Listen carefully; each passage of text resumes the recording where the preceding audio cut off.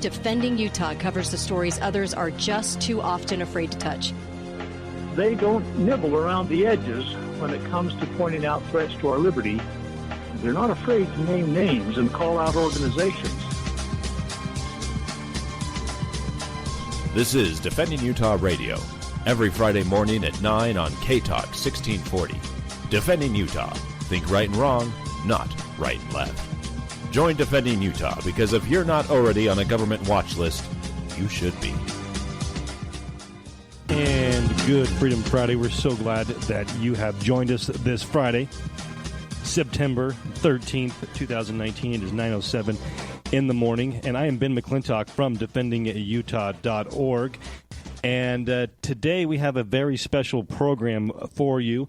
We're going to be talking about satanic ritual abuse in the state of Utah and how it actually connects to some very powerful positions and within our government, and why, sometimes we talk about how there's a satanic conspiracy, and a lot of these people in government that we're talking about it's not just about a simple disagreement with people. We just need to write them a letter. We just need to help them understand.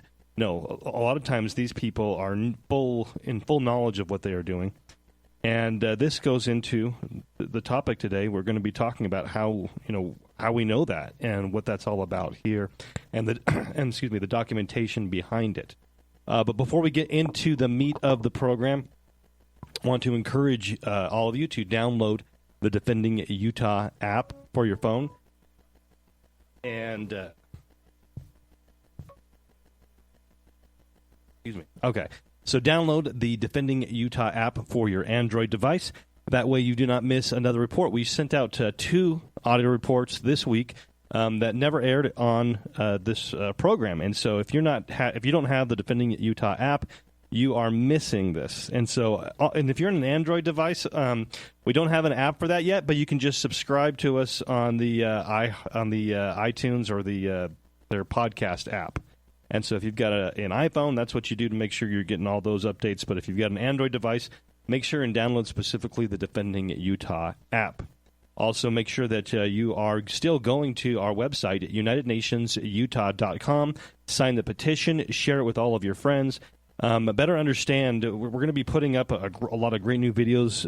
We've got one that's almost ready to go up, talking with where we had a UN official actually saying that you had no rights on that compound, that it was actually taken over by the United Nations, and that all of your constitutional rights that we've been saying that they don't protect, they say you don't have them, and you need to leave the premises because it is sovereign United Nations territory. So that video will be coming out soon. Make sure you've signed up at UnitedNationsUtah.com to get those updates, as well as making sure you have your voice heard to your local officials on that topic. So let us also encourage you to go to defendingutah.org, click on the membership tab, and either make a one-time donation or become a supporting member and get all those benefits with that, such as training. We have group training every week for activist members to help them become better activists in defending liberty. We have front site courses, and it helps this radio program stay on the air. It helps us to be able to do our investigations. And so your support of Defending Utah, either through donations, through membership, or to go into the store tab and ordering the books and materials to help yourself and your neighbors understand better the principles of liberty and the threats to it, is vital. So if you support our program, that is the way that you can help it out. So let's get right into the program and satanic ritual abuse. Now, a lot of times people poo-poo this, that there's no proof to it, that it's just a bunch of nutters, people with mental disorders and whatnot. But on July 19th, 1990, a member of the presiding bishopric of the Church of Jesus Christ of Latter-day Saints by the name of Glenn Pace submitted a memo to the lesser-known Strengthening Church Members Committee. And this memo it's written right on the top, do not reproduce. It was meant to be an internal memo, but somebody on that committee leaked it to the media. and in 1991. And so there was a lot of, so about a year later, in fact, this memo was leaked to the media. And in fact, you had the Deseret News doing an article about it in October of 1991. And so this is not this is in fact, also just confirming the authenticity of this report. Myself, my regular co-host, Micah, as well as Kevin, went to go visit Bishop Pace about 2 weeks, literally, before he died a year or so ago. And and we talked to him, and he confirmed the report. And what he said was that not only is it true, he confirmed the authenticity of the report that I'm about to read from, as well as the fact that it's worse than he wrote about. And so what I want to do is get into, I'm not going to read the entire thing. It's a 12-page memorandum, but I've highlighted some key parts of it. And so, and then I'd like to take your calls and your comments and questions at 801-254-1640, 801-254-1640. But I want, if you've looked into this and you there's some reasons why you poo-poo it, or if this is something that you've got some other comment on, give us a call. 801-254-1640 is the number to have your voice heard. So I'm going to quote from it. There are some, because it's so, I think, bizarre to your average person to think that this is not, that this is something of Hollywood movies, that this is something that that might have happened back in the dark ages, but to have this happen today just seems so bizarre and foreign to most people. And so I want to read to you directly from this memo, again, that was produced and written by Bishop Glenn L. Pace, who was in the presiding bishopric in the 1990s. And this was submitted to the Church of Jesus Christ of Latter-day Saints Strengthening Church Members Committee. Okay, quote, "Pursuant to the committee's request, I am writing this memorandum to pass along what I have learned about ritualistic child abuse. I have met with 60 victims. That number could be twice or 3 times as many if I did not discipline myself to only 1 meeting per week. I felt someone needed to pay the price to obtain an intellectual and spiritual conviction as to the seriousness of this problem within the church. Of the 60 victims whom I have met, 37 are in Utah, 53 victims are currently in the state of Utah. All 60 individuals are members of the church. 45 victims allege witnessing and are participating in human sacrifice.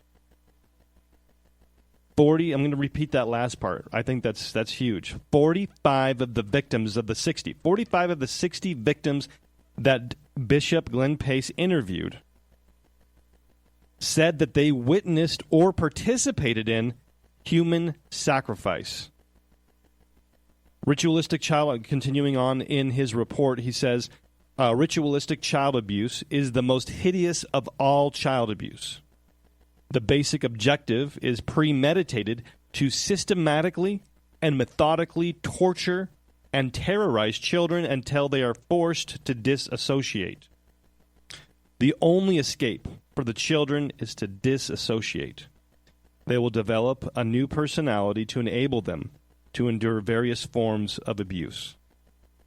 Now, perhaps I should have done this sooner, but this is a very serious topic, and viewer discretion is advised, or viewer, maybe listener discretion is advised. Of course, I'm not going to violate any FCC regulations on bad language, but this is such a heavy and serious topic that it might be a little bit too scary for younger or more sensitive viewers or listeners. And so if you've just joined us, we are reading from the Glenn Pace Memorandum that was given to the Strengthening Church Members Committee for the Church of Jesus Christ of Latter-day Saints, written by, again, a member of the presiding bishopric at the time, Glenn L. Pace, and talking about satanic ritual abuse and what to do about it. So it says, so in the memo, Bishop Pace says, Disassociation also serves the purposes of the occult because the children have no day-to-day memory of the atrocities. One individual has memories of participating in rituals while serving as a full-time missionary.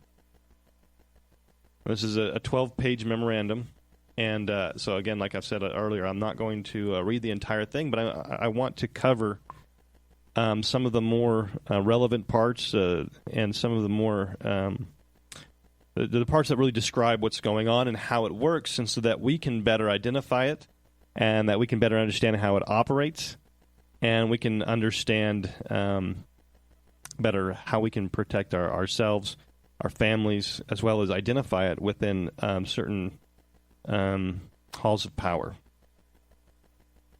Bishop Pace continues that, quote, some have said that the witnesses to this type of treatment cannot be trusted because of the victim's unstable condition and because particularly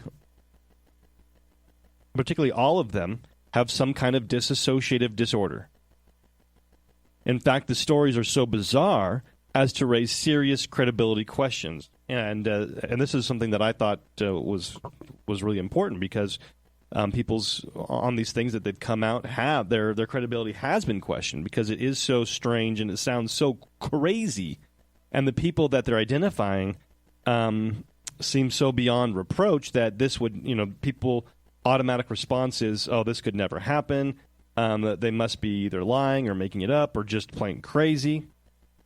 And so it's important for us to cover this aspect of it. And so if you want to chime in on the conversation, we're about to head out to a break in about a minute and a half. The phone number to call to be a part of the conversation is 801-254-1640. 801-254-1640. I am Ben McClintock from DefendingUtah.org. Make sure that you are downloading the Defending Utah app for your Android device, or if you've got an iPhone, make sure and subscribe to the Defending Utah podcast in the iPhone podcast app. And when we get back from the break, we'll be continuing our coverage of the Glenn Pace Memorandum from July of 1990 on satanic ritual abuse within the state of Utah and the covens that they're involved in, and what part of society these people are from. Is it just a bunch of teenagers making pentagrams out in the woods, or is it something more detailed and sinister than that? And listener discretion is advised. This is a very heavy and serious topic that we are covering today, but we felt that it was important because I'd heard about this many years ago, but as you talk to people, most people that I've spoken with have not heard of this memorandum before and the seriousness of this. And as Glenn Pace talks about, it's actually gotten much, much worse since the memo originally appeared. What is this, almost 30 years ago now? More when we get back from the break right here on K-Talk AM 1640. I'm Ben McClintock from DefendingUtah.org. Tired of bureaucrats and tyrannical government? Defending Utah knows how to fix that. It's called nullification. To find out more, stop by our office and pick up your pamphlet on nullification today. DefendingUtah.org. Think right and wrong, not right and left.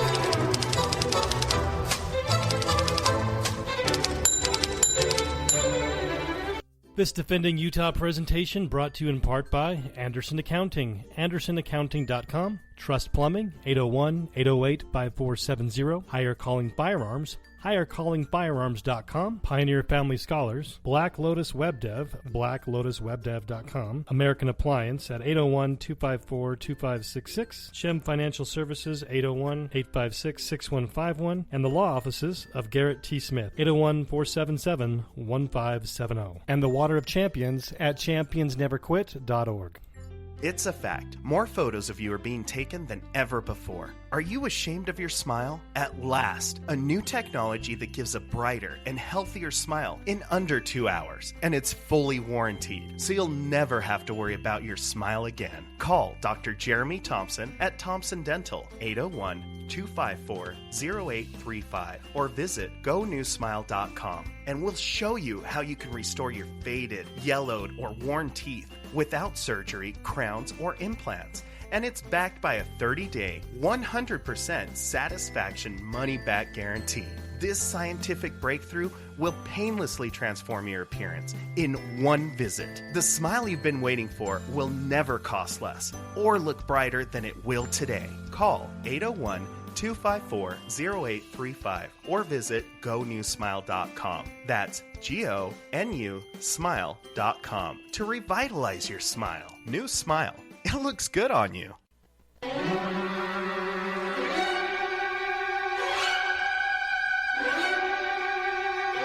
Can't get enough Defending Utah Radio?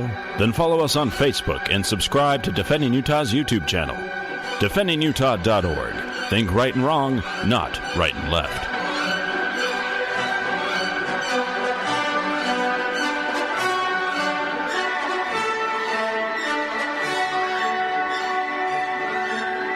Welcome back to Defending Utah Radio right here on K-Talk AM 1640. This is Freedom Friday, Friday the 13th, and it was not planned this way, but I think the topic of today's program is in line with being Friday the 13th. It's a very serious topic. It's one definitely not to be joked about. We are referring to the Glenn Pace Memo, if you've heard of that.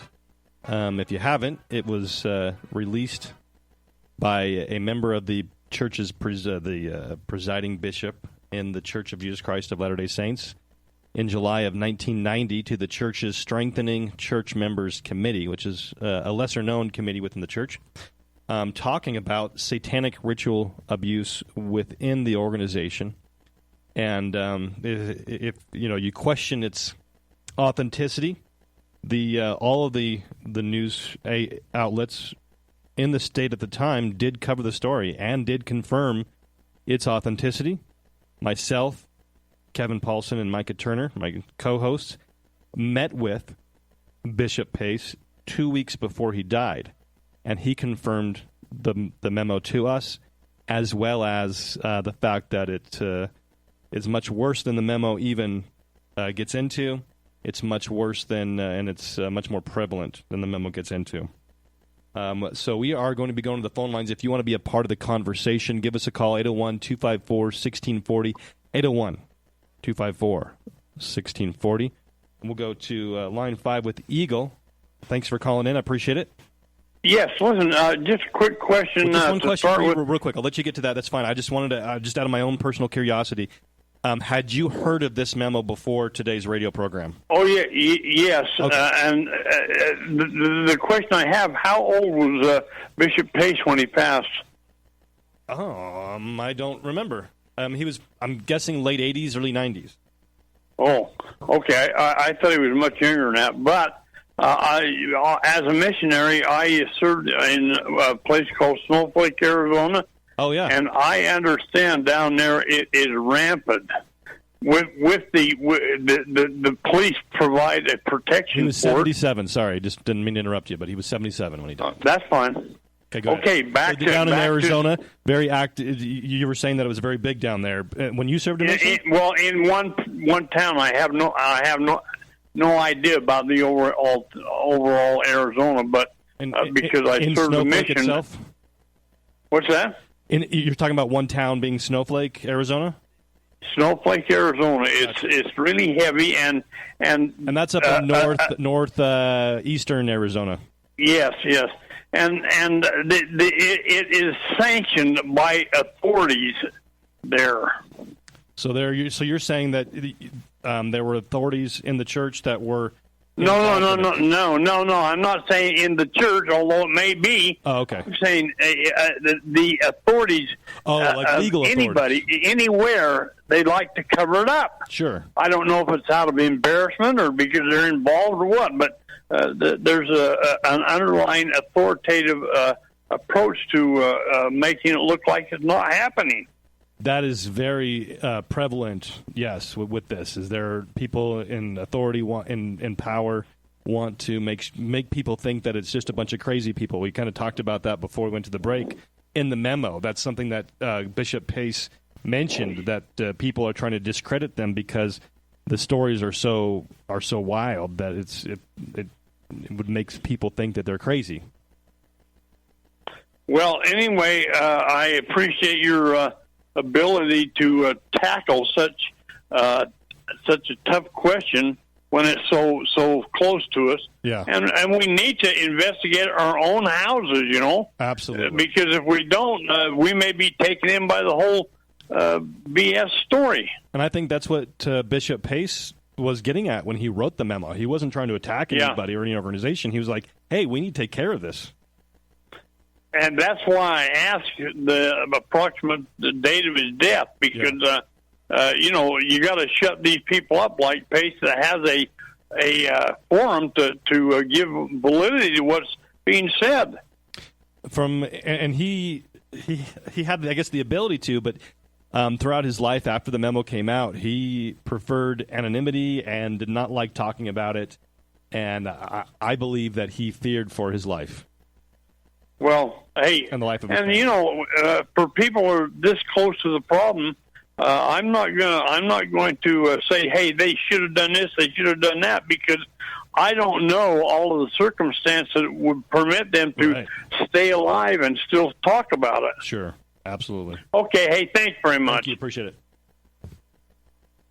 So as we went to the break, we were talking about that, just what Eagle was bringing up, about how people like to try and discredit the victims because the stories are so crazy. And then in the memo, this is on page 2 of the memo, we will be posting the entire memo up on defendingutah.org, and we'll have the we'll have the pages of the memo with this podcast for you to check out at defendingutah.org. So make sure you are again subscribing on the app, as well as making sure you get your email notifications. Sign up for those at defendingutah.org.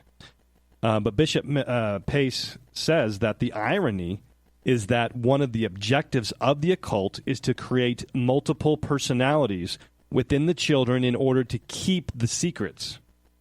They live in society without society having any idea that something is wrong, since the children and teenagers don't even realize there is another life occurring in darkness and in secret.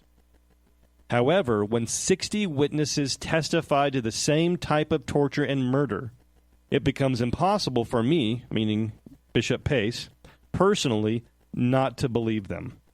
And so he admits here readily that, yes, this is something that a lot of people will use, the craziness of the accusations, to dismiss them, and that then it's, in fact, that's why with the dissociative disorders that's created through the satanic ritual abuse, it creates this ability for it to be easily covered up.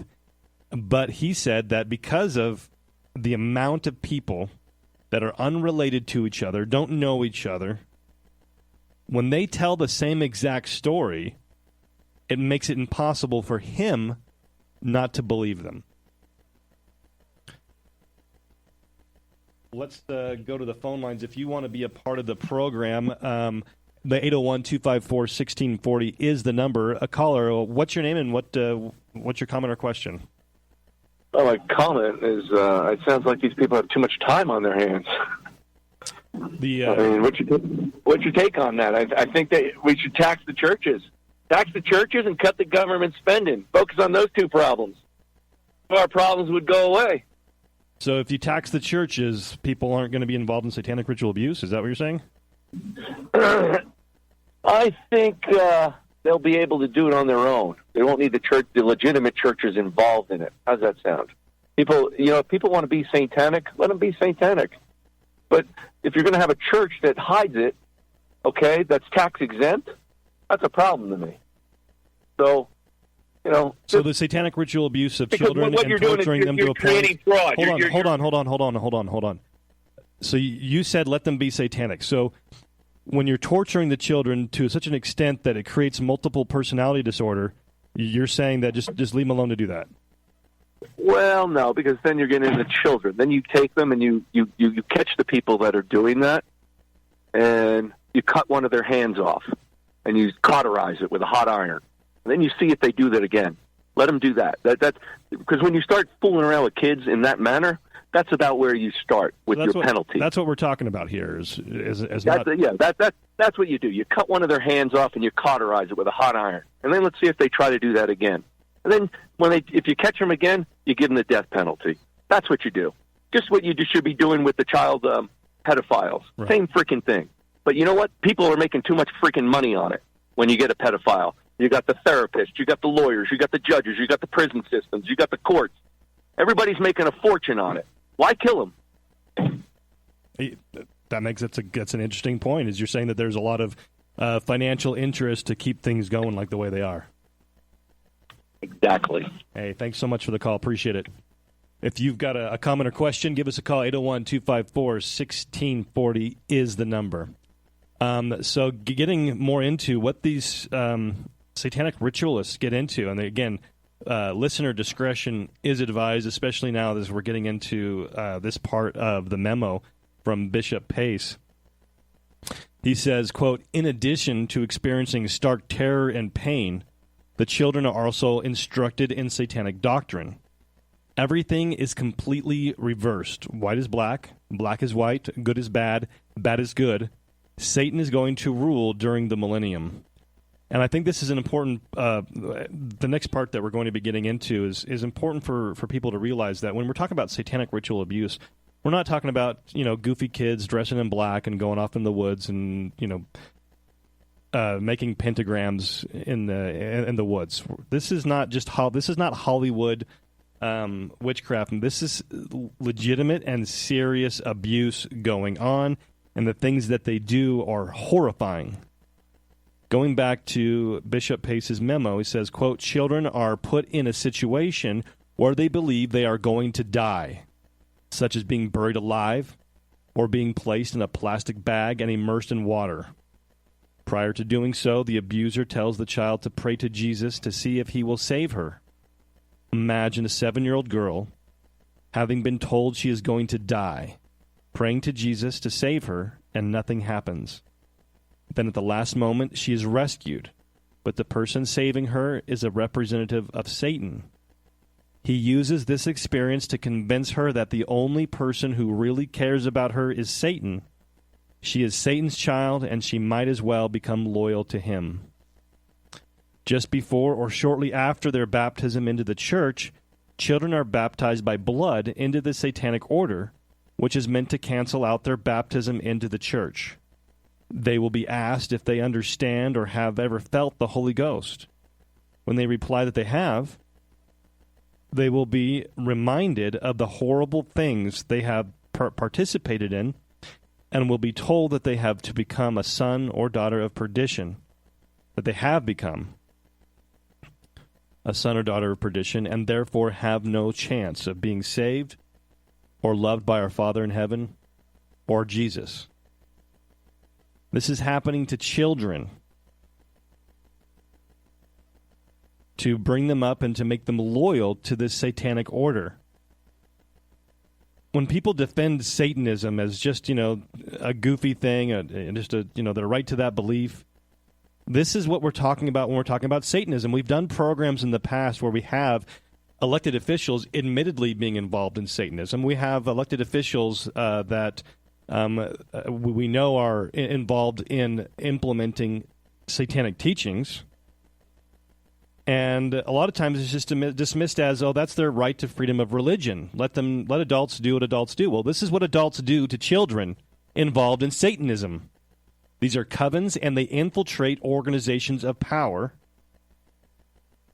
to be able to have a greater influence. They have assignments to go out and join organizations of power. So if you're in a more Catholic area, you're going to have that more involved in the Catholic Church. If you're more in an LDS area, you're going to have this more involved in the LDS Church, because that's what they infiltrate, because those are the centers of power that give them the influence that they need to implement their dark agenda. and their torture and abuse of children to be able to get them, to get the future generation loyal to their satanic practices. This is if you're just joining us, this is, I'm reading from the Glenn Pace Memo, which was released, which was written by Bishop Glenn Pace, a member of the presiding bishopric of the Church of Jesus Christ of Latter-day Saints in 1990, and given to the Strengthening Church Members Committee. And this is a legitimate document. Mainstream media at the time, all of the media outlets, about a year later, this memo was submitted to the committee, covered the topic. Myself and the other team members at Defending Utah met with Bishop Pace and had him confirm this to us as well, and said that it was much worse than the memo gets into. So, reading further on from the memo, it says, quote, "Most victims are suicidal. They have been brainwashed with drugs, hypnosis, and other means to become suicidal as soon as they start to tell the secrets." Now, let me be clear, I'm not saying this is the case in every single suicide.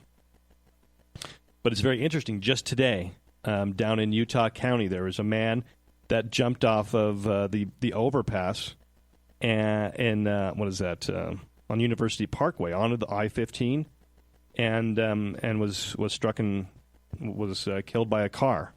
That was obviously suicide.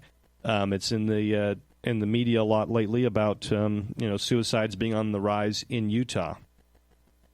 Some people, you had the University of Utah come out with ridiculous claims that suicide, is more prevalent here in Utah because of the altitude and because of the religiosity of the people here, which is preposterous. Because why is it on the rise? We've always been at high altitude. Our altitude hasn't changed, and our religiosity, our faithfulness, and our membership in churches is declining as suicide is rising. So what medical science supposedly is saying about suicide is just falls flat. But what Bishop Pace is saying here is that and I'll get into it in a minute into the memo, is that suicides, that this is increasing, that Satanism and its infiltration in our society in Utah is increasing.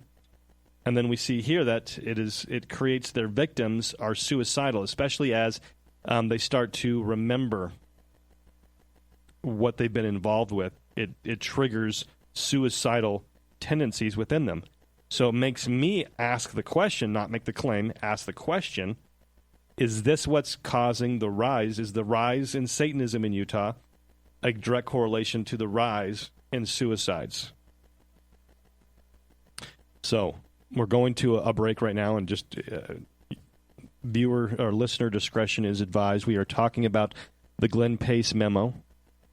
Glenn Pace was, again, a presiding in the presiding bishopric of the Church of Jesus Christ of Latter-day Saints, submitted a memo about satanic ritual abuse within the church in July of 1990. We're going to be going more into this when we get back from the break, and more when we get back on Defending Utah Radio right here on K-Talk AM 1640.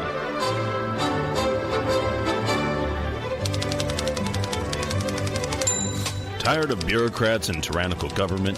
Defending Utah knows how to fix that. It's called nullification. To find out more, stop by our office and pick up your pamphlet on nullification today. DefendingUtah.org. Think right and wrong, not right and left.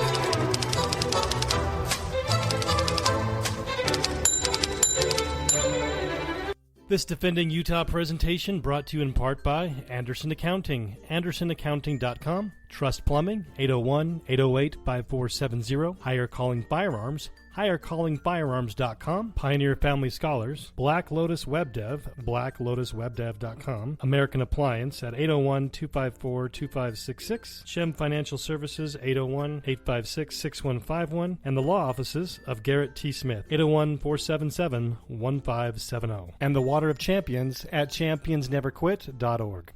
It's a fact. More photos of you are being taken than ever before. Are you ashamed of your smile? At last, a new technology that gives a brighter and healthier smile in under 2 hours. And it's fully warranted, so you'll never have to worry about your smile again. Call Dr. Jeremy Thompson at Thompson Dental, 801-254-0835, or visit GoNewSmile.com, and we'll show you how you can restore your faded, yellowed, or worn teeth without surgery, crowns, or implants. And it's backed by a 30-day, 100% satisfaction money-back guarantee.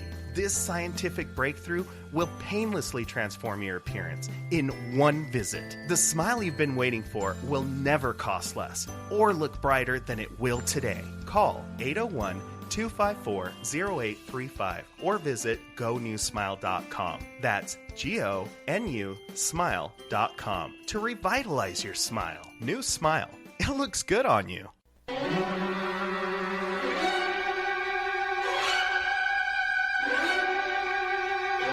Can't get enough Defending Utah Radio? Then follow us on Facebook and subscribe to Defending Utah's YouTube channel. DefendingUtah.org. Think right and wrong, not right and left.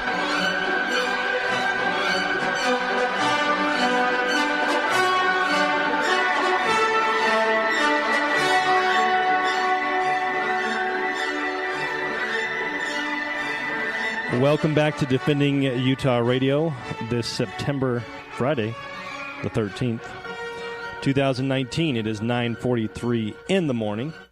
We encourage you to download the Defending Utah app onto your Android device. If you are an iPhone user, you can subscribe to our podcast in the iTunes or iPhone podcast app. Make sure that you're doing that. Make sure you're getting all of the updates and all of the reports. Just this week alone, we had 3 go up that have never appeared on the radio program. So make sure you're doing that to get other content that you won't hear anywhere else. We're covering a very heavy topic today. Listener discretion is advised. We are talking about the 1990 Glenn Pace Memo. Glenn Pace being a bishop, presiding bishopric in the Church of Jesus Christ of Latter-day Saints at the time. And he put out this memo about satanic ritual abuse to the lesser-known Strengthening Church Members Committee. This was reported on by all of the media about a year later here in Utah. And myself, Micah Turner, and Kevin Paulson went to go visit Bishop Pace just 2 weeks before he died. And he confirmed the report to us, said it was real, said that it was actually worse than the report got into, or that the memorandum got into. If you've got a comment or a question about this, if you want to just chime in on the conversation, give us a call at 801-254-1640. 801-254-1640. Let's go to the phone lines. Line 5, you're on K-Talk. This has Ben McClintock. Hey, so I'm assuming that the church leader that put out this memo believes that it's happening in Utah? Yes, that's what one of the things that he talked about. 37 has he went to the authorities? And you also made a statement. I'm not condoning or defending it one way or another. I have no opinion. Yeah. But I hear a lot of accusations, but I don't hear no names. I don't hear no court cases. I don't hear no prosecutions. I just hear rhetoric. And yes, we're getting into that. And so one of the things that is interesting is you actually had one family, you had the perpetrators confess to the Attorney General at the time. And so you had an actual confession of abusers to law enforcement, and the Attorney General's office refused to press charges claiming lack of evidence. And so what we're seeing here, and what we'll get into later on in the memo, is that you have basically people in powerful positions covering for it, either because they're involved with it or because they're afraid of it, or I don't know the reasons behind it, but none of it is going, even with confessions, none of it is going to to court. Well, you made a statement that people in politics, congressmen, I don't know exactly the word you used, are involved in this. So yeah, we've done a program. Actually, there was reports. We've done it in previous. I don't have their names in front of me, but in Magna, the mayor of Magna, admitted is a proud Satanist. And so, did he harm anyone? Well, if you believe the victims of satanic ritual abuse. Yeah, but you're assuming he has a victim. Who's his victim? What's the name of the victim? I'm saying this is a part of satanic ritual abuse. And if somebody is involved in Satanism, I think it's a fair question to say, hey, are they involved in this? Well, I mean, it's just drama as far as I'm concerned, because you pretty much just said that our Attorney General is aware, and you have evidence that satanic rituals are going on, and the Attorney General was made aware of it at the time in the 1990s. Correct. And he refused. And so, who was the Attorney General in the 1990s? I don't have that in front of me. I apologize. Can you give me the name of one legislator or congressman that has ever been charged, or that there was concrete evidence and that he's charged? Do you have one name? There's a book called The Franklin Cover-Up, where a former congressman names names and getting into like the Bush family, for example, on the national level, that has been convicted. No, because you have, as we've seen, you have people that are in the positions of power to do the prosecutions are either part of it or complicit to it. And I don't doubt that for a minute. I believe that. But the thing is so if the Attorney General's not going to do it, if the Governor's not going to do it, if the justice system ain't going to do anything, then it kind of is a burden on the person that's aware that this is going on to deal with it, right? That's the thing, is we need to have more people understand. This needs to be brought to light. This is not talked about very much at all, and so we need to understand it so we can either, if nobody in government is going to take care of the problem, we need to make sure that we are protecting our own families against such activities. And then if more and more awareness comes about, hopefully anybody that in governments that's not doing something about it, for whatever reason they're not doing something about it, will be replaced with somebody that has a commitment to do something about it. If somebody confesses, then that's something that needs to be looked into, and then that needs to go down the process as opposed to just being ignored and brushed under the rug. Yeah, and if the people that are in the position to do something about it now refuse to do something about it, you don't just go look for another person. You deal with that person because he's complicit at that point. Yeah, I don't disagree.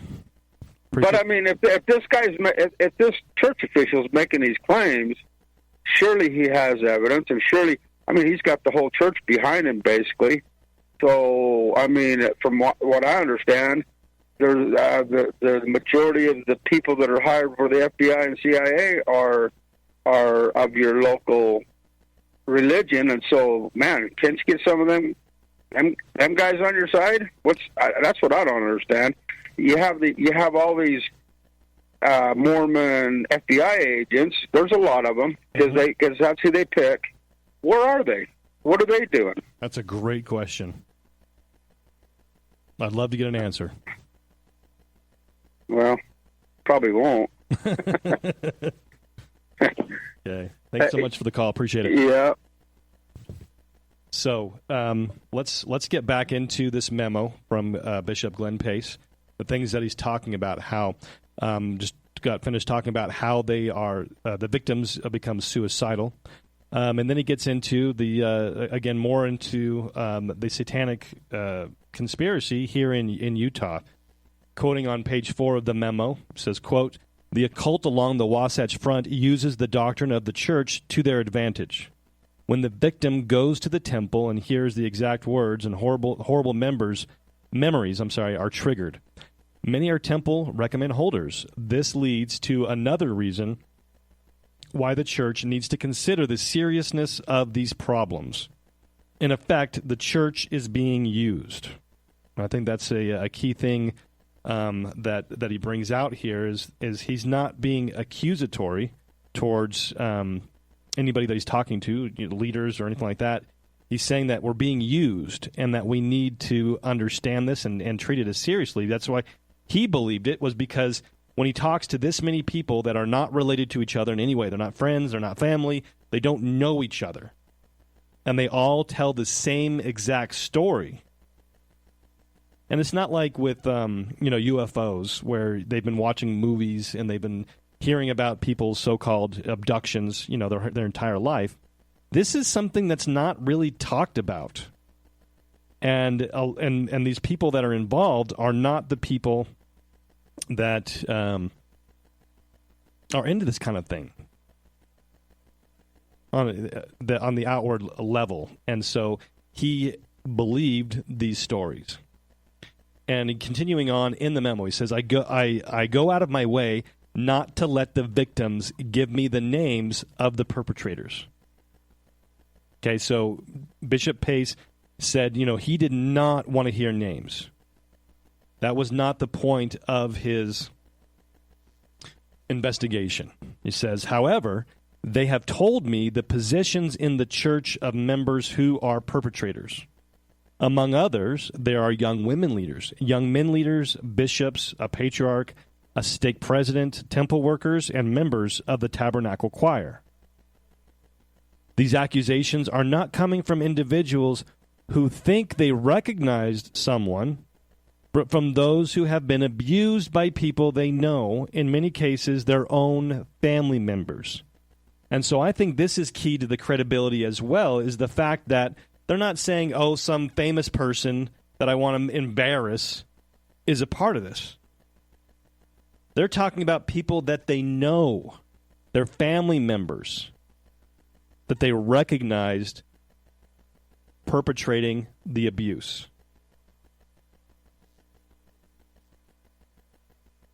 And that gave Bishop Pace, again, more of a feeling of credibility amongst these people, that they weren't trying to just smear famous people, that they were just saying, hey, you know what? This family member who happens to be a young men leader, this family member who happens to be a stake president, this family member that, that's who they're identifying.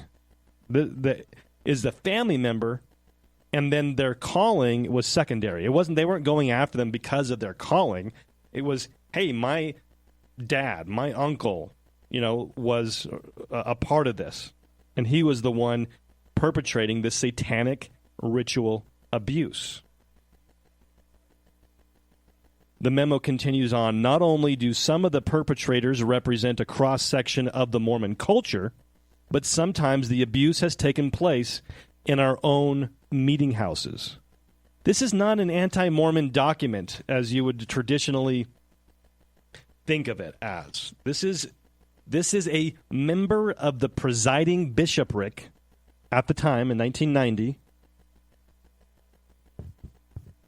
making these claims, putting in the report. We're not making the claims, but saying this is what the people are telling him, and that because of X, Y, and Z, he believes it.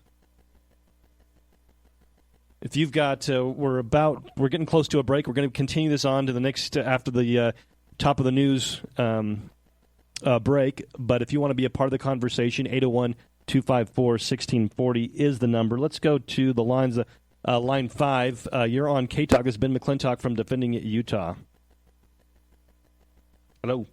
Okay. We'll call back and we'll get you right on.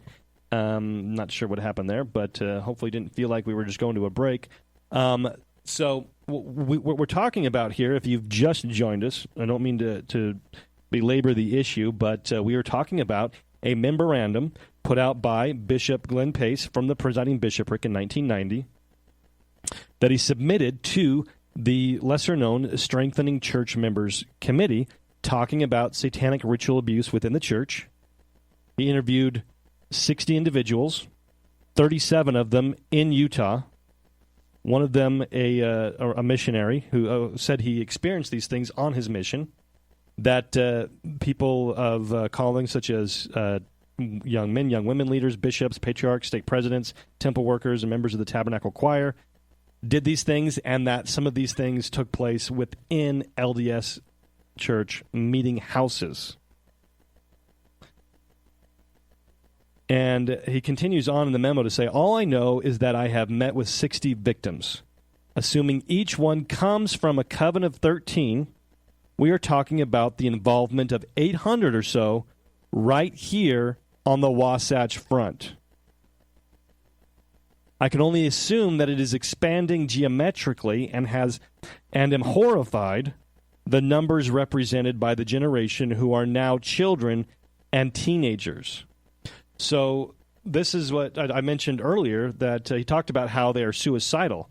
Now, if it's growing geometrically, as he says, and we're seeing now a suicidal epidemic, are those things connected? Maybe not. I'm not saying that it's happening every time, that every suicide is because of this, but it's interesting when we consider how the satanic ritual abuse works and that it's growing geometrically, especially since this kind of blew up in the 1990s, and then it really just went away. Most people that I talk to have never heard of this memo put out by Bishop Pace. And so when things are brought to light, like cockroaches, evil kind of scatters and kind of goes underground, and they hide, and it's not really... But in the last 30 years, it's been allowed to flourish because nobody is talking about it. And so if at his time it was growing geometrically, as he says, and it's been allowed to just continue on because of, for whatever reason, nobody in government wants to go after it, what is the numbers like today?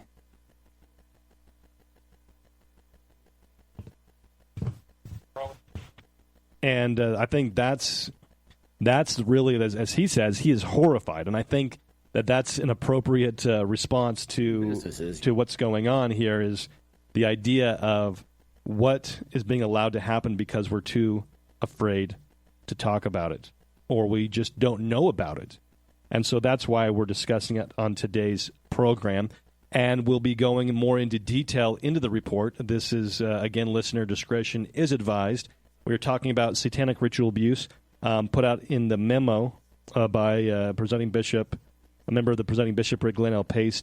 This Defending Utah presentation brought to you in part by Anderson Accounting, andersonaccounting.com, Trust Plumbing, 801-808-5470, Higher Calling Firearms, highercallingfirearms.com, Pioneer Family Scholars, Black Lotus Web Dev, blacklotuswebdev.com, American Appliance at 801-254-2566, Shem Financial Services, 801-856-6151, and the law offices of Garrett T. Smith, 801-477-1570, and the Water of Champions at championsneverquit.org. It's a fact. More photos of you are being taken than ever before. Are you ashamed of your smile? At last, a new technology that gives a brighter and healthier smile in under 2 hours. And it's fully warranted, so you'll never have to worry about your smile again. Call Dr. Jeremy Thompson at Thompson Dental, 801-254-0835, or visit GoNewSmile.com, and we'll show you how you can restore your faded, yellowed, or worn teeth without surgery, crowns, or implants. And it's backed by a 30-day, 100% satisfaction money-back guarantee. This scientific breakthrough will painlessly transform your appearance in one visit. The smile you've been waiting for will never cost less or look brighter than it will today. Call 801-254-0835 or visit GoNewSmile.com. That's GONU smile.com to revitalize your smile. New smile. It looks good on you. Alrighty, welcome back to Defending Utah Radio. I am Ben McClintock, and I am joined in studio with my co-host, Micah Turner. Hey. So, today, we didn't plan this, but the topic is appropriate for Friday the 13th. Yeah, it is Friday the 13th, It is Friday the 13th. And we are from defendingutah.org, and where we think right and wrong, not right and left. We are encouraging you to please download the Defending Utah app onto your Android device. Make sure you're getting all of the updates, all of the reports that we do. In fact, we just did 3 this week that are not on this program and did not appear on this program. So if you're not downloading the app, you're missing on programming that you're not getting right here on the radio. And so if you've got an iPhone device, a Apple device, you can just subscribe to the Defending Utah podcast through their podcast app to make sure you're not missing any of those. Also, if you appreciate our programming, if you like what we do, we want you to help make it possible that we continue on. This and the way you can do that is they can do 3 things. You can make a one-time. You can go to defendingutah.org, click on the membership tab, make a one-time donation. Or if you want to help us to be able to budget in the future and know what we can do to be able to come up with new investigations, new programs, new materials to be able to produce and send out, you can become a member and support our efforts. And you can also get the benefits of membership through training that we do weekly with activist members, as well as getting the member bulletin, getting the weapons training at Frontsite, and so much more, in addition to supporting journalism that you're not going to be getting and you're not getting anywhere else. Another way that you can support the program is by going to the Defending Utah store and purchasing booklets and DVDs and books that help you understand liberty, and you can share with others to help them understand the principles of liberty as well as the threats to it. And, in fact, a couple of those are written by you, Micah. We have the nullification as well as the natural law. It's true. And so those are some great things that you can get, and you can support the program and our efforts here. So the last hour, we're going to continue this. This is a heavy subject. The last 3 weeks in a row, we've been having basically 2-hour specials. And when it's a serious topic that you can't just be like, hey, bumper sticker statement, where you've actually got to go into the details of what's going on, you've got to spend some time on it. And that's what I like about what we do with this program, is that we're not just doing 10-minute segments and moving on. We're getting into the nitty-gritty so that you are, if you're listening to the entire program, you'll have the information that you need to be as informed on the topic as really possible, or at least being able to scratch the surface enough where you can feel like, hey, I know where to look to. And so we've been speaking about the what's commonly referred to those that are aware of it, is the Glenn Pace Memo. And almost nobody knows about it. Very few people I've talked about even know it exists. It came out in 1990. The reason why it's called the Glenn Pace Memo is because it was a memorandum put out by a member of the presiding bishopric of the Church of Jesus Christ of Latter-day Saints by the name of Glenn L. Pace. And he submitted it to the lesser-known, what is the... It's so lesser known, I've got to look at it. Strengthening Members Committee. Strengthening Church Members Committee. And so this came out, and then some people say, oh, this isn't real. Well, it's a legitimate document. We're going to give you a couple of different reasons why we know that it's legitimate. First of all, that the document's legitimate. First of all, about a year later, it was leaked to the media in Utah, and so all of the media outlets covered the memo and what the church was doing, in fact, trying to investigate satanic ritual abuse within the church. And then about 2 weeks before his death, myself, Micah, you were there. It's true. And Kevin Paulson, who has been here in the past, went to Bishop Pace's house. It was my idea. 2 weeks before he died. I want credit. You want credit? Okay, so 2 weeks before he died, Micah helped us to go and visit with Bishop Pace. I suggested. You were there with us. Yeah, we were all together. And the reason why we went is because we were trying to find some leads of some places to look, and I was like, hey, I bet Glenn Pace knows things and he won't tell us, but let's go ask him. Let's go ask him anyway. And I was right. He didn't tell us. He wouldn't tell us. but he did tell us that the memo was real. Yes. And that it was worse than he put in the memo. Yes, he did tell. He told that to our face. So we heard from the primary source. That makes us secondary sources. But we're two witnesses testifying to the fact that it happened. So it's... Yeah. So there's that. And if Kevin was here, he'd be a third witness to the fact. That's right. But you only need 2. We only need 2. And so this is a serious subject. We hate to make jokes and whatnot, but it's because it is so serious. But if you're just tuning in right now, this is a 12-page memorandum that was submitted to the Church's Strengthening the Members Committee. And we have been going over some of the details of what's involved and how the satanic ritual abuse. He interviewed 60 people, and there was 37 of them, I think was the number, that he interviewed right here in Utah, that it was involving the returned missionary actually remembered doing it on his mission, and that the satanic ritual abuse. And so listener discretion is advised. Some of the things that we've discussed, some of the things that they do, the torture that's involved to get these people the victims to be entrenched or indoctrinated and supportive of the activities of the local coven is horrifying. It's horrible. And what we just left off of before we went to the break was what he said is, and I'll just repeat it just to kind of give us some continuity of where we're going into. He says, quote, "All I know is that I have met with 60 victims. Assuming each one comes from a coven of 13. Well, let me stop right there. Let me go back.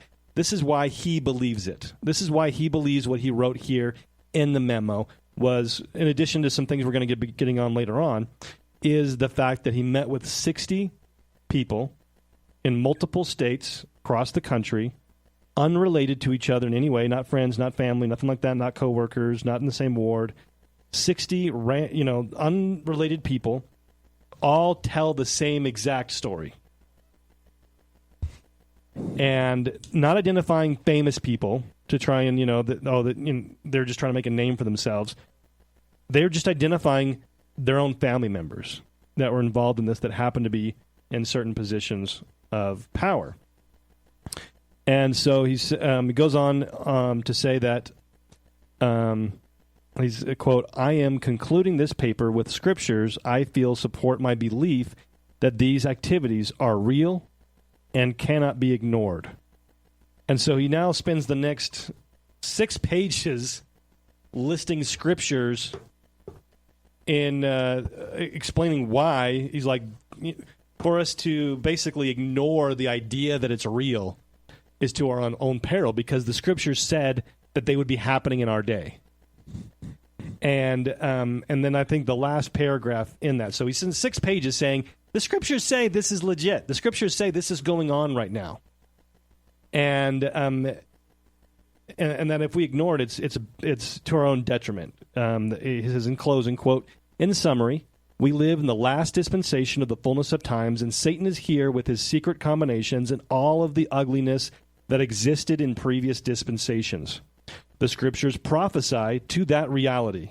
I also believe that the scriptures cited and many others that could be quoted argue against our being passive about the problem. I don't want to be known as an alarmist or a fanatic on the issue. Now that I have put what I have learned in writing to you, I feel the issue is in the right court.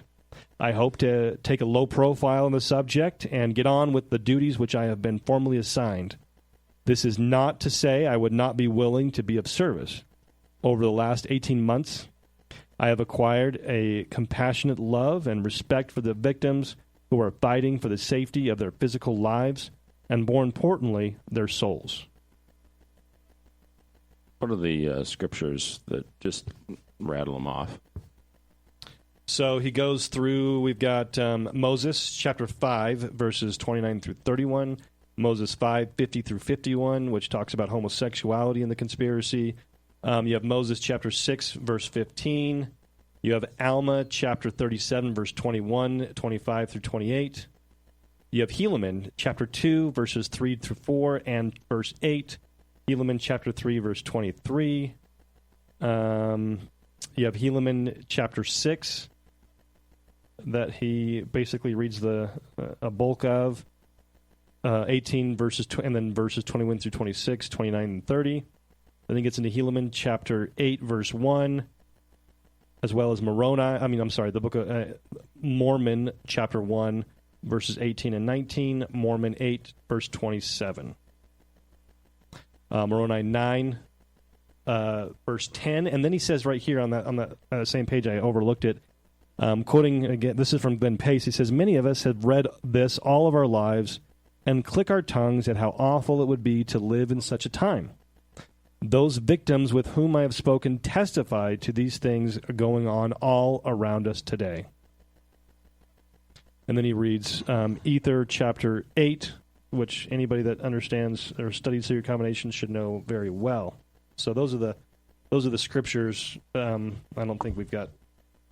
This isn't the venue to be going through all of those scriptures, but those are. We'll be referencing them, as well as when we post this at defendingutah.org. We will be posting the memo in full, as well as which has the scriptures in them. But to make it easy, also, if you want to access the scriptures, we will be posting them in text on the website as well. Who's that FBI director? He's dead now. Was it Ted Gunderson? Yeah. Yeah, he's got a couple. Yeah, there it is. Speaking to the mic. He's got a couple of lectures, presentations. You can find him on YouTube, Ted Gunderson. Mm-hmm. I think he used to be the director for the FBI over the Los Angeles region or whatever. Anyway, he's got a couple of things where he tried to get some SRA cults prosecuted, and so that was a topic that somebody, a caller, called in and talked about earlier, was asking the question, why isn't anybody doing anything about this? Why isn't anyone doing it? Because everyone running the system is part of it, man. It's okay. So Ted, and I brought this up because as Glenn Pace said, that he says that this is these people he interviewed, they're saying this is going on everywhere all around him. Right. So Ted Gunderson, take it for what it's worth. I believe he estimated that 3% of the American population was practicing Satanists. And I don't really know how true it is, but it really does seem like this stuff is going on everywhere. There's lots of books out there. Lots of... The Franklin cover-up is one for government officials to know. And then you got Transformation America. Those are two important books on the subject. You got Hell -1. Yeah. Dr. Corey Hammond back in 91, I think, gave a big speech about SRA and what's going on with it. He's a PhD psychologist. I can't remember. Anyway, you can look up a transcript of that. It's pretty technical stuff, but he actually has an office here in Utah. We should maybe interview him one day.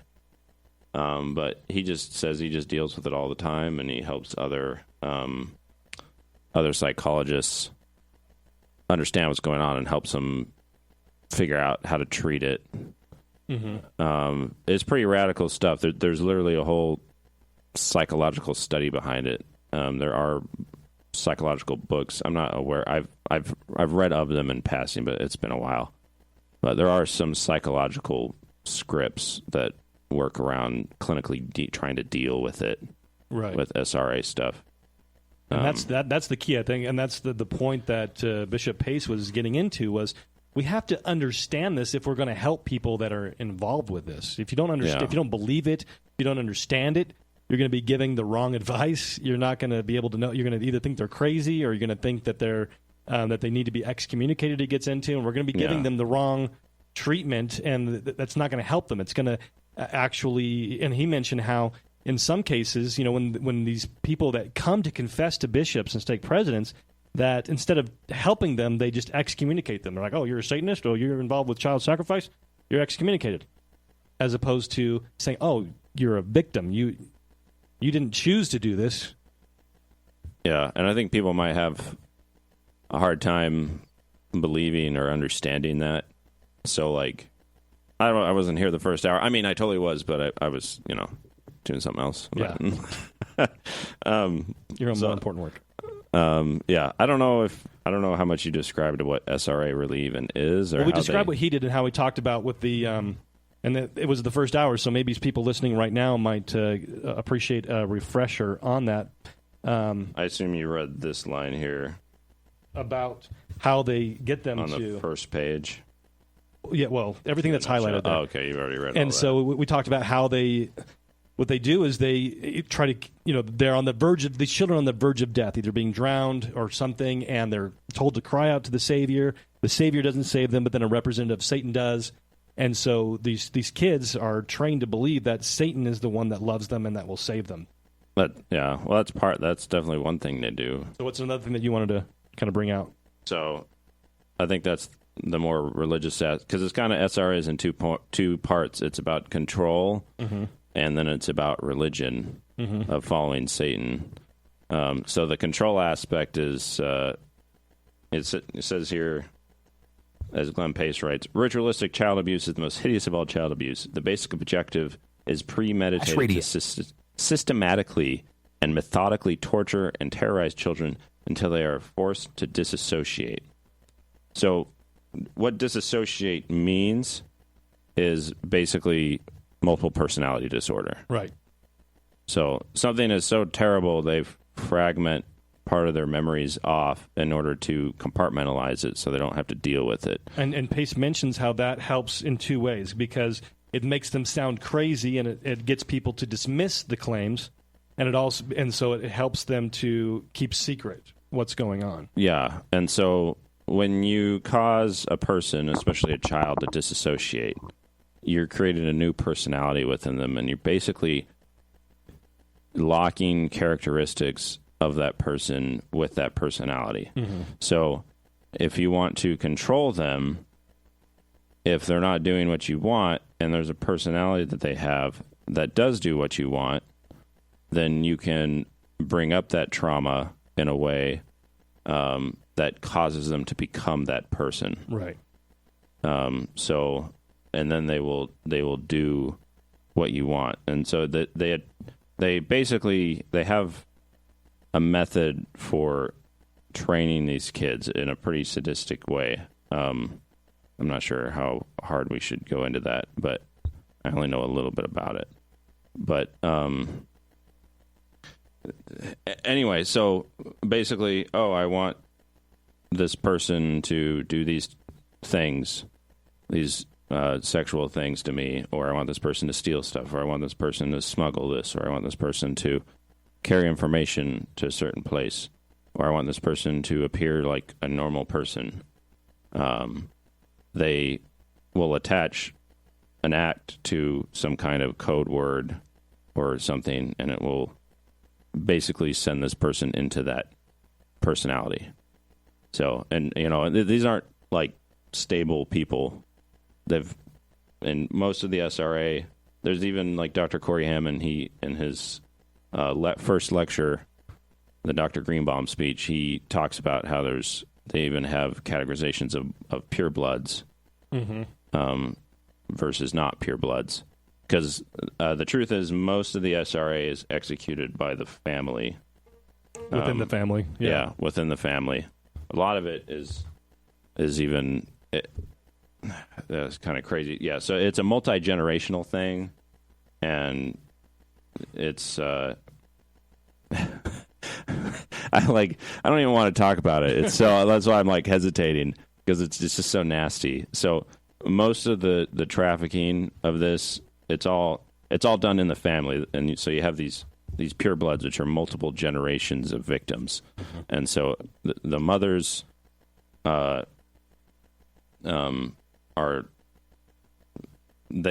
most of the mothers are victims of this, and lots of the sons. It's most of it is women, girls that are taken into this, and then furthermore, when women get like old, like grandma age, usually they become handlers.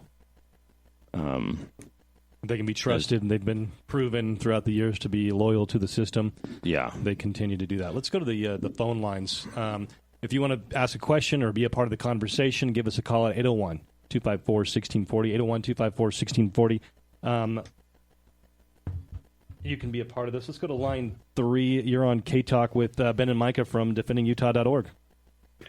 Just wondering if you noticed in there a correlation between the industries that dominate the centers of that activity, as well as the family connections. I did know of the Glenn Pace letter, but just wondered if you picked up on the industry that tends to provide a supportive behavior. What do you mean by industry? We're talking about like in Hollywood? In the memo, I didn't see that. What are you referring to? Well, curiously, the slaughter industry is a common connection with a lot of the participants as well. And the other thing, too, that I became involved with or became aware of was the National Child Welfare Act, written by Hillary Clinton in 1993. Yeah, they used that child welfare to be able to kidnap children to be a part of this. Yeah. Was it last year that Arizona CPS lost 1,200 kids? Thousands of kids that were like, we don't know where they are. Or was that a month? No, that was in a year. It was like over a year. It was like 12,000 kids. It was something. It was some insane number. Over 10 years, it was 12,000. Oh, was it? Okay. Yeah. In a year, like 1,200. Yeah, and something like that. Yeah. In the cases that I dealt with CPS, of course, I was introduced or made connections to Nancy Schaefer. You remember her? Mm-hmm. She was Arkancided or suicided. Right. But the other individual that Orrin Hatch connected me to is Carol Keaton Strayhorn. She's the former comptroller of the state of Texas, and when the governor asked her to investigate the finances of CPS, she got into this, this blackness, so to speak. We found out that, of course, there was money to be made in trafficking children, but also that many of the children simply disappeared. Mm-hmm. So she wrote a report called The Forgotten Children. And if anybody can find that on the web, or Google Carol Keaton Strayhorn, she may be able to give you information on how the system is geared to profit off of this whole evil. And of course, it makes very dedicated or loyal participants. Right. And I'm using the term loyal, and it's blackness, so to speak. Correct. Yeah. Yep. But anyway, I found it really curious. You're referring to Ether 8 and 19, or Ether 8. Correct. And it's almost a perfect overlay of what I had experienced when I've been dealing with these child protective cases. Absolutely. And by the way, I also had served as a rape and abuse counselor in the 60s, I should say.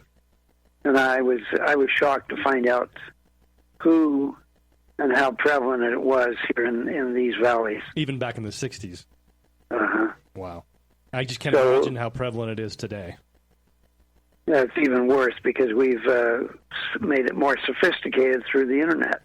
And allowed to let it flourish without any opposition because nobody's bringing it up.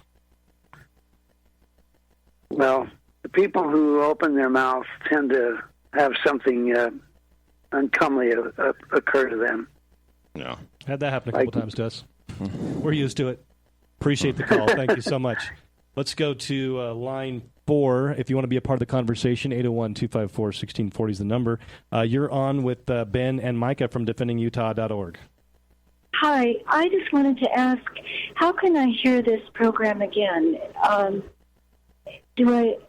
missed the part where you were saying how I access it. Yeah, so if you've got an Android device, just download the Defending Utah app.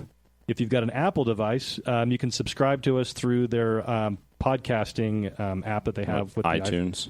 They've got a new one. It's like a podcast specifically thing. I don't know. Apple sucks. And you just search for Defending Utah on your Apple device, and then also the documentation that goes along with this. So at defendingutah.org, we'll be posting this with an article. So we'll have the audio embedded, and then we'll have the entire memo included in the article as well. And you can get notifications for that by just going to defendingutah.org and just signing up for our email list. Okay, thank you. This is fascinating. It's a great show. Appreciate it. Thanks for the call. Thank you. Bye-bye. All right. And so we've actually interviewed a few women who have been victims of this. Not on the radio, like in person, right. Trying to do some investigations. It's almost impossible to find out from the victims differentiate between reality and fiction. Yeah, where things are happening because of how severely they've been psychologically manipulated and damaged.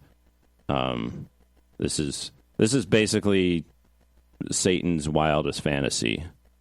Hollywood's obsessed with Satan's wildest fantasy, which is the control of your person, your consciousness, your free agency. And SRA is the execution of that. And so it's really hard. It's really hard to get real information from the victims, which is another reason why not much is going on, because they don't even just in addition to the fact that you've got some people either afraid or involved, and so they don't prosecute at all. Yeah, there's so many layers of protection for these terrible people placed into their acts. It's radical. It's radical. And so that's something that, just for slander accusations, we're not saying that anybody that covers for this is involved in it. There's a case that I'm aware of in the 70s that somebody was assassinated, and somebody in the Attorney General's office said that they couldn't get into the real cause of the assassination because their family was at risk. And so that's why I say among the people that have the ability to do something in the legal system about this, they're either a part of it or they're afraid for their lives or their families. So you have that mixture going on that helps things continue, because we do, like I mentioned earlier in the program as well, is that you've got people that have come forth and confessed to being perpetrators, not just people saying that they were victimized, but you've got people saying, yes, I did this to my daughter, to the Attorney General's office, and they refused to prosecute. Yeah. Geez, I wonder why. And so if you look at... it's like trying to get the government to nullify anything. They don't have a vested interest in doing so.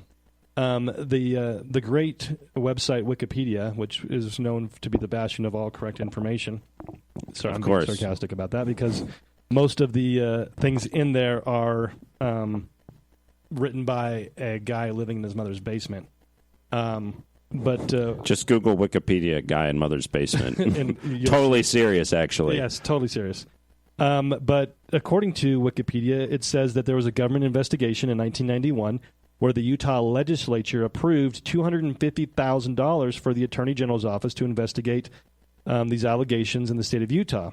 Over a 2 and 1.5 year span, the investigators interviewed hundreds of alleged victims, but none of them... My Google phone's ringing. But none of the incidents reported were corroborated with any evidence beyond their testimony. And the 1995 report stated that there was no evidence from any of the alleged victims that would warrant an investigation of homicide.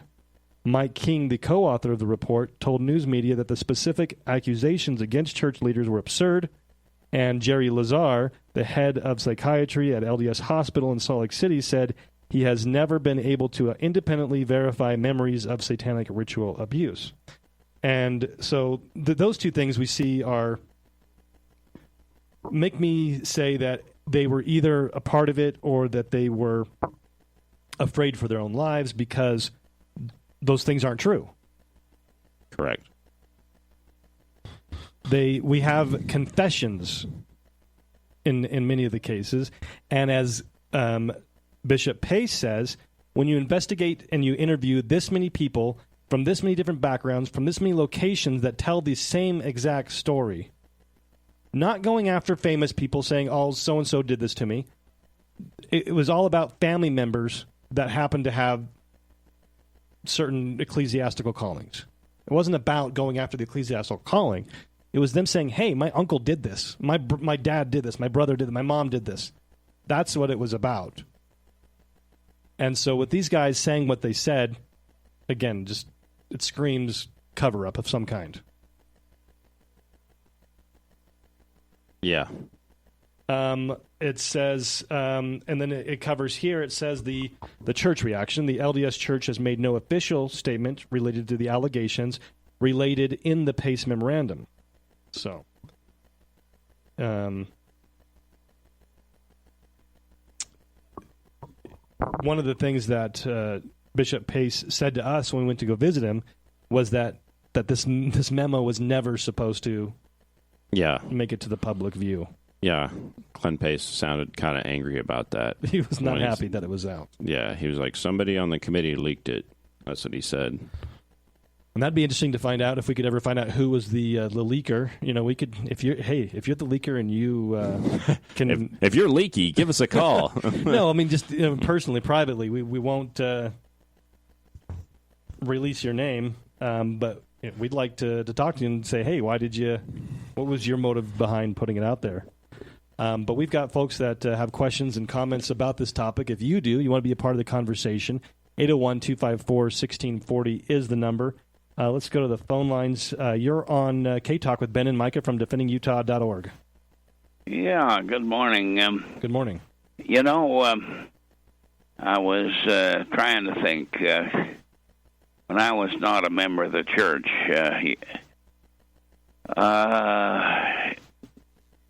there was various information afloat that there were sinners in the church. And there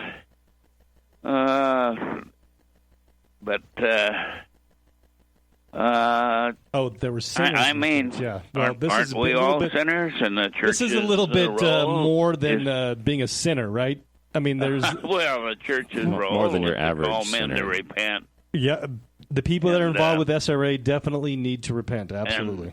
And as we look at the scriptures, as we look at the publications of the church, I mean, for instance, the church publishes a magazine for adults and for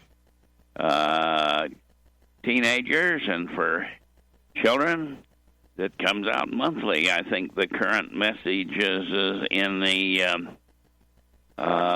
September anthem. We're going to the break. I'm going to have to cut you off right there. This is Ben McClintock and Micah Turner from defendingutah.org. More when we get back from the break.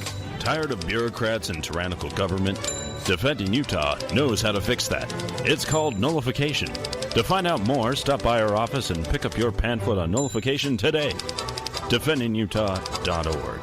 Think right and wrong, not right and left.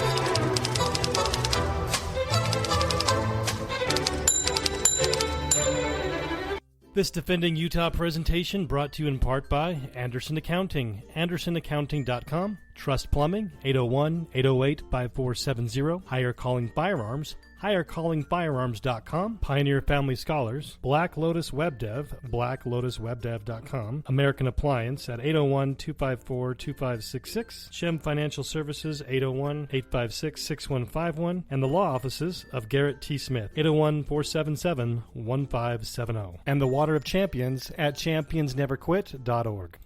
It's a fact. More photos of you are being taken than ever before. Are you ashamed of your smile? At last, a new technology that gives a brighter and healthier smile in under 2 hours. And it's fully warranted, so you'll never have to worry about your smile again. Call Dr. Jeremy Thompson at Thompson Dental, 801-254-0835, or visit GoNewSmile.com, and we'll show you how you can restore your faded, yellowed, or worn teeth without surgery, crowns, or implants. And it's backed by a 30-day, 100% satisfaction money-back guarantee.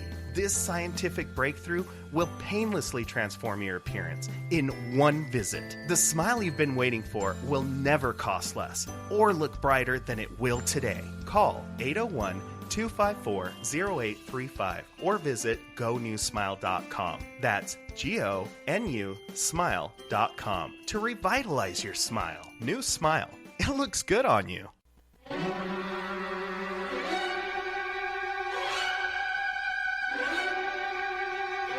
Can't get enough Defending Utah Radio? Then follow us on Facebook and subscribe to Defending Utah's YouTube channel. DefendingUtah.org. Think right and wrong, not right and left.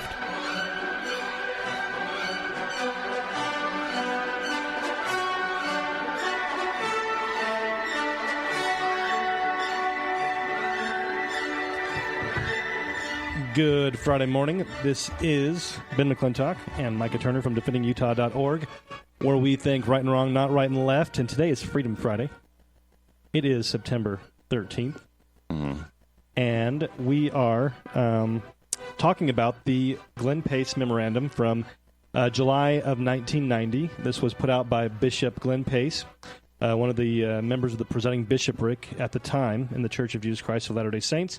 Submitted a memo to the church's Strengthening Church Members Committee talking about satanic ritual abuse within the church and how it was the abuse that was happening to children, and that there were covens, these satanic covens, all over the state of Utah, and that people in positions of authority, from patriarchs, stake presidents, bishops, young men, young women leaders, etc., even happening in meeting houses, according to the report. This is not an anti-Mormon document.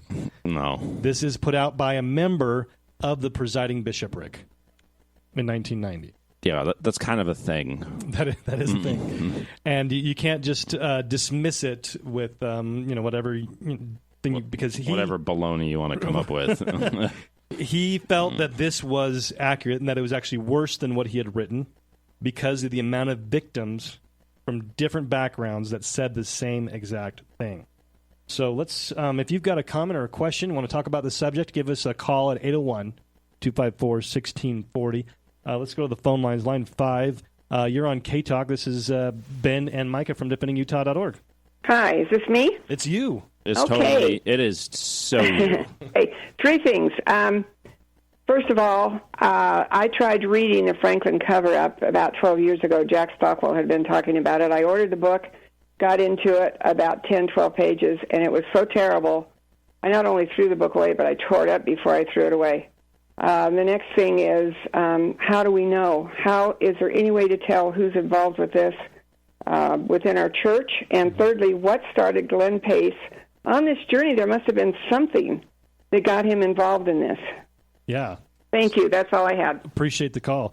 So, yeah, the first question being comment about the Franklin cover-up. I can't say that I blame you. The things that are discussed in that are horrific. It was actually written by a congressman, the things that he was able to witness and that he saw, and the people that are involved with that.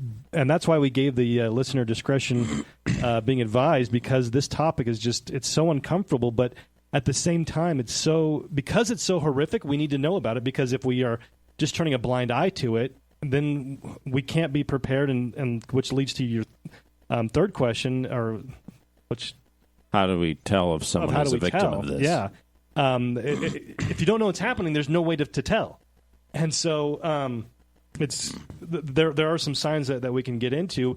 And then your other question, so that question I'll leave to the last, because the other question is much longer than the other question of what got Bishop Pace involved in this investigation. And so he was assigned to the investigation by the Strengthening the Membership Committee. This was an assignment that he that he took. It wasn't like something like he'd just gone rogue and went off and started talking to these people. The church committee asked him to investigate this, and so he went throughout the church, because this was obviously a problem that was going on that bishops were bringing to the authorities of the church, saying, hey, how do we handle this? What do we do about it? And so he was given the charge to investigate and then to come back with a report, which is what this is based on. As far as how to recognize this, so people who are victims of SRA, they always have a handler. It's going to be really hard to spot, because basically the people who are victims are almost, they're never alone in public. They're always with their handler, basically. And they're under a lot of control. So basically, someone who is a victim of SRA is most likely going to be very psychologically unstable, or very unresponsive. But you're really not going to run into. It's very unlikely that you're ever going to run into them in any meaningful way. So it's going to be really hard to find these people who are now. A lot of times, the whole premise for someone disassociating is they kind of have to have the personality type that allows them to be disassociated easily, because that's the basis for how they are controlled, is by fracturing their personality. But what about our leaders? That's what I was concerned about. Well, if you're torturing a young kid like that, I think that's something that they've noticed would be easy to get anybody that age to do. So there are some signs that I guess getting to. Well, the reason why I was saying that is because some people, they get abducted into this, but they kind of get the ones in the child protective kidnapping cases. Yeah, well, sometimes they get started in this, but they kind of their handlers don't follow through, and so they end up just being like this half kind of SRA'd person, and they're just unstable, and they end up kind of being free to do stuff. And you can those are the kind of the people that we've been talking to, with the exception of one who had her husband was kind of trying to take her kids through it. But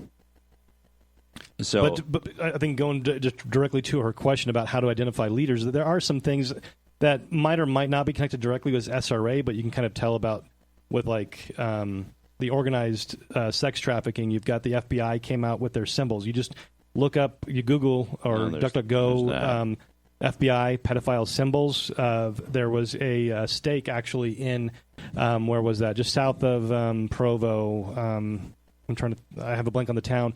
That there was a local leader that put together for this activity a logo. A sticker for everybody to put on their cars. That was the FBI symbol, the FBI's released symbol of what pedophiles use to identify themselves. And so everybody involved in this activity in that stake was putting this on their car until it started to get out there what was going on. And so there are kind of symbols you can watch out for. There are a lot of victims. They become. You can maybe find a family that's involved with that because maybe their children are more upset. They go into severe depression around certain holidays because of the satanic rituals around things like Halloween or Christmas time is used a lot with these people. The satanic ritual abuse, and so there are major holidays that you can identify family members becoming more distraught during these times of year. These are signs. I'm not at all saying that anybody gets upset around Christmas time is now a victim of SRA. But these are just different things to look out for to kind of maybe put some pieces together. It's the whole practice of SRA is designed to be a secret, and so finding out who is a victim or who's a perpetrator is difficult. And so the key thing is just to kind of really keep a close eye on your kids. And I know you can't shelter them all the time, but we've just got to be vigilant. We've got to understand we can't sweep it under the rug. We can't ignore it. We've got to recognize that this is real, and so that we can have the spirit with us to be able to kind of give us those warnings. So hope that helps. Appreciate the call. Let's go to line 4. You're on K-Talk with Ben and Micah from defendingutah.org. So I'm confused. Is the church on board with this? Do they agree with this that is going on? So the church has never put out an official statement on satanic ritual abuse in the state. Well, let me stop you right there. I believe they have, because you just said that this man was told to investigate by the church. The church told him to Correct. do the investigation. Yes. So then they've made an official statement, but not public. Well, it doesn't have to be public. That's their stance. No, they didn't make an official. This is a report that Glenn Pace gave. This isn't some statement, and it was an internal memo, which was supposed to be a report to the Strengthening Church Members Committee, and it got leaked. It is all the church. The church, Yeah, that's kind of just don't make sense to me. You're saying no on one hand, and you're saying yes on the other hand. No. Well, I think you need to slow down and listen a little bit closer. So, the church said we were receiving these reports. We want somebody to look into and investigate. The person that was given the job to investigate submitted this report to them, and that's the last we know of what happened. The church is the one that told him to investigate. Right. Well, you investigate things without knowing what's going on. That's why you investigate them. That's the church's official stance. Okay. That it's actually going on. So that they don't have to make a public statement because they're the ones that initiated the investigation. Well, I think that so Glenn Pace, he believes that it was real. That's that's the only thing I think we can say authoritatively. I appreciate the call. Let's go to line 5. You're on K-Talk with Ben and Micah from defendingutah.org. Good morning, gentlemen. Love your show. Appreciate you being there and doing what you do. Thank you. Thanks. Hey, seeing as how this is such an insidious and difficult to uncover sort of scandalous, disgusting situation, I'm curious why Bishop Pace didn't look for names of the perpetrators of this as opposed to actively not looking for them. No, and if they're family names. members, no, he didn't. No, that's what we went through early in the program that he said that he specifically asked them not to give names. Yeah, why? I mean, that's how you start uncovering this stuff: is find out those evildoers that are doing the evil deeds. It's been a while since I've read this memo. I can't speak to that, knowledgeably. I can only speculate that perhaps he was just not wanting to, if any of the accusations were false, maybe he didn't want to have an unfavorable position on somebody just because of an accusation, and he wanted to just get the data together and present that. That's my speculation. There's no way for me to know. All right, I guess I can understand that. It just seems like, if you want to root this thing out, getting some names and shining a light on some people would be a good place to start. That I don't disagree with you there. We need to be able to get names and be able to start to get actual physical evidence that we can present to the public if government officials won't do what I mean. When I look at this kind of thing, this report from Glenn Pace, I believe that this memo is true, but this is really like something that could easily turn into a witch hunt. Oh, sure. So, if I was in Glenn's position, Brother Pace's position, I probably would exclude names from my report, but have another report with the name on it. If I did it myself, if this was Micah Turner report. Yeah, I would exclude names because I just. As far as putting names in the report, sure, but I mean, it seems like he would want that information that he could pass on to the other church officials or whatever. I mean, if there's state presidents doing this stuff, I can tell you something about that. Sure. I can only, as far as this question, I can only give you a slightly more insight, due to our interaction with Mr. Pace face to face, and that was he was actually, when we brought it up, he was actually kind of mad. And he angrily exclaimed that report was not to be released and somebody leaked it, and he was really mad about it. So he obviously had intentions that the report was supposed to be a secret. And so but he did confirm that the report that he wrote was indeed what he wrote. I just generally... And that it was worse than what he wrote. Yeah, and then it was worse because I asked him like 5-10 second nutshell. I was like, you wrote this report and it said generally this, and this. And he said, yes, and it's much worse. So, and then he was mad that we were even like talking about it. Yeah. And so the whole thing where he says it's even worse, but he's mad that we even know it exists. He doesn't have names in it. You and I are both confused. Okay, so and now that he's dead, really nothing we can do it seems like that'd be the first thing is get those names. Yeah, and at least look into them. Don't make them public and make it like start look at everyone in the ward house and start speculating about them. But it's just as far as internal church stuff, it seems like they'd want to know names. It's, to me, the Gaddy Attons, Satan's a liar. He loves to infiltrate organizations and undermine them. And this is kind of, if that's what you're doing, it might be if you're trying to root that out, it might be a bad idea to let them know that that they're there. It might be something where, the common pleb can't wrap their head around this and is just going to go, oh, everyone in the church is raping babies. We're just about out of time. I want to thank you for your call. We're going to move on to the next call. I appreciate it. A lot of rationales that are possible, but I don't know. Let's go real quick. You got about 30 seconds, caller. You're on K-Talk with Ben and Micah from DefendingUtah.org. Another resource is Carol Truman wrote the book Feelings Buried Alive Never Die. Feelings Buried Alive Never Die? Yeah, Feelings Buried Alive Never Die. She and I worked together on some cases, too. We're out of time. I appreciate the call so much. This has been Ben McClintock with Micah Turner from DefendingUtah.org. If you are interested in this program, we will be putting it on our podcast, so you can download the Defending Utah podcast on your Android device, or for your podcast on iTunes, just search for Defending Utah. And we'll be here next Friday from 9 to 11 a.m.